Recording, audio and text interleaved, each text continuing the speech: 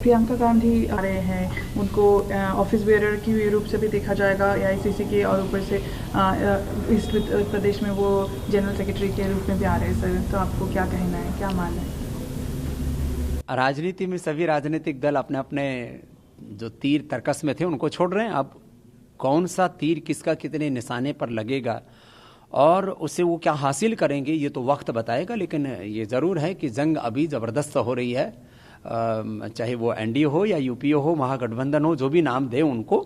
लेकिन हाँ, संग्राम महाभीषण होगा, परिणाम चाहे जो होगा, लेकिन जो भी हो इस राजनीति के दंगल में राष्ट्र का मंगल होना चाहिए। इस तरह की सोच देश की हो, ऐसी एक परिपक्व सोच की मैं कामना करता हूँ। सर, राहुल गांधी ने रायबरेली पे उसके भी मोदी जी जाते हैं, वहाँ नफरत फैलाते हैं, हिंदू मुस्लिम को लड़ाते हैं। पंजाब में हिंदू सिख लड़े, गुजरात में यूपी लोग लड़े।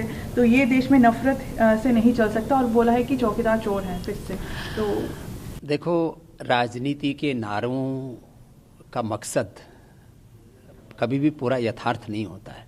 राजनीति में नारे इसलिए दिए जाते हैं कि उससे एक अपने फेवर में एक माहौल बनाने की कोशिश होती है। देश का एक अपना स्वभाव है, उस स्वभाव से देश आगे बढ़ता है।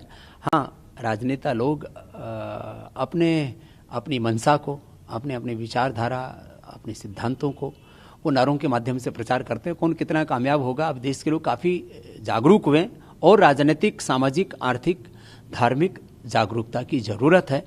क्योंकि अभी भी कुछ सिर्फ लोग देश को तोड़ना चाहते हैं, लड़ाना चाहते हैं, आपस में भिड़ाना चाहते हैं। जनसंख्या नियंत्रण यदि नहीं हुआ तो आने वाला हमारा भारत का भविष्य अंधकार में होगा।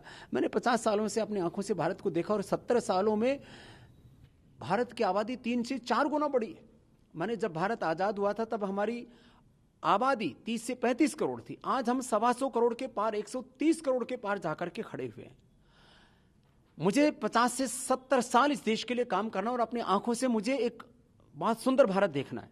यदि आज हम नहीं संभले तो भारत की आबादी 250 से 300 करोड़ होगी। उस आबादी को संभालने के लिए भारत तैयार नहीं है। ना तो उतनी हमारे पास इंफ्रास्ट्रक्चर है, सड़कें हैं, ना उतने हमारे पास स्कूल, कॉलेज, यूनिवर्सिटी हैं, उतना ना हॉस्पिटल है, ना इतने नागरिकों को खिलाने के लिए हमारे पास अन्न है।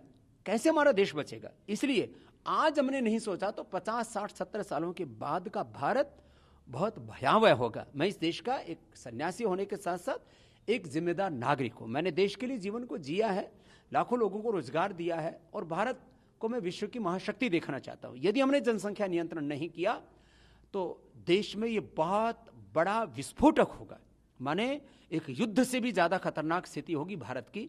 इसलिए मैंने कहा, हम दो, हमारे दो और सबके दो।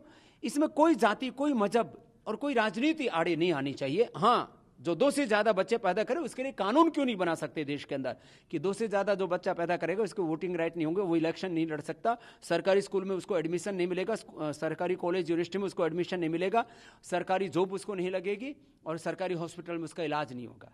क्यों नहीं ऐसा हो सकता?